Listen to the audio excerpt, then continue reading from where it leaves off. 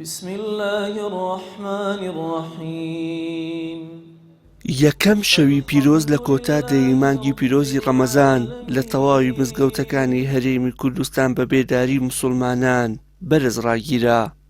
قورئان خوێندن، نزا، زیکر و ئەنجامدانی نوێژی سونەت چەقی بەرنامەی بێداران بوو لە شاری سلێمانی تا ئەوەی خودای گەورە شەوی قەدر بکا بە نیسیبیان و خێری هەزار مانگیان بە چەند کاتژمێرێکمانەوە لە مزگەوت چن بکەوێت.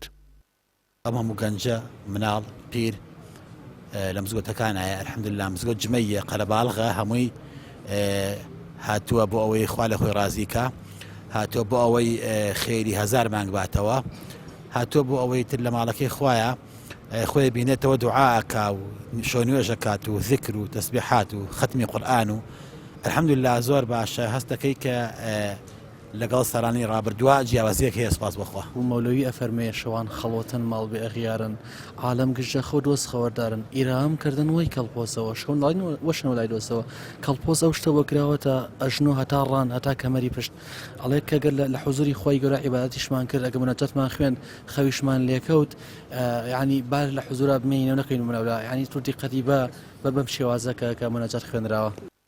بەشداربووانی شەوی قەدر لە چین و توێژەکان پێکهاتوون و بڕیاریان داوە تەواوی دە شەوی کۆتایی مانگی پیرۆزی ڕەمەزان بە زیندوی بهێڵنەوە و خەو لە چاوەکانیان بتۆرێنن. خوای تبارک و تعالی لە قورئانی پیرۆزا زۆر بە ڕوونی و بە ئاشکرا باسی ئەم دەشەوەی کۆتاییمان بۆ ئەکا کە زۆربەی حەدیثەکانی حەزەتی پێغەمبەر صلی الله عليه وسلم جەخت کراوەتەوە کە تێیدا شەوە تاکەکانە ئینسان گرنگیان پێ بدا.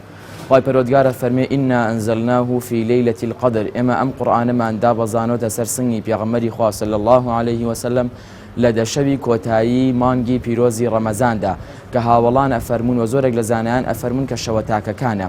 وما ئەدراکە ما لەیلەة القەدر، ئایا ئێوە چوزانن لەیلەة القەدر چییە؟ لەیلەة القەدر خەیر من ئەلف شەهر، ئەو شەوەی کە پێی ئەوترێ شەوی قەدر خێری لە هەزار مانگ زیاترە. ئەم گەرم و گوڕی سوپاس بۆ خوا لەناو موسڵمانانە هەیە، ئێمە ئەبێ زیاتر گرنگی پێ بدەین، زیاتر بەرەو پێشەوەی بەرین، چونکە ڕەمەزان پێغەمبەری خوا صلی الله علیه و سلم ئەفەرمێ کۆتاییەکەی لێخۆشبوونە، ئێمەش داواکارین لە خوای گەورە بەر ئەو لێخۆشبوونە بکەوین. قل سيروا في الأرض ثم قەدر سوورەتێکی قورئانی پیرۆزە، ناوی شەوی دابەزینی قورئانی پیرۆزە بۆ پێغەمبەری ئازیز.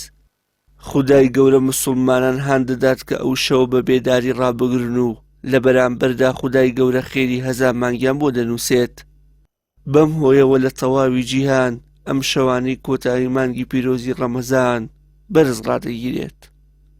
وشیان محەممەد، کەناڵی ئاسمانی پەیام، سلێمانی.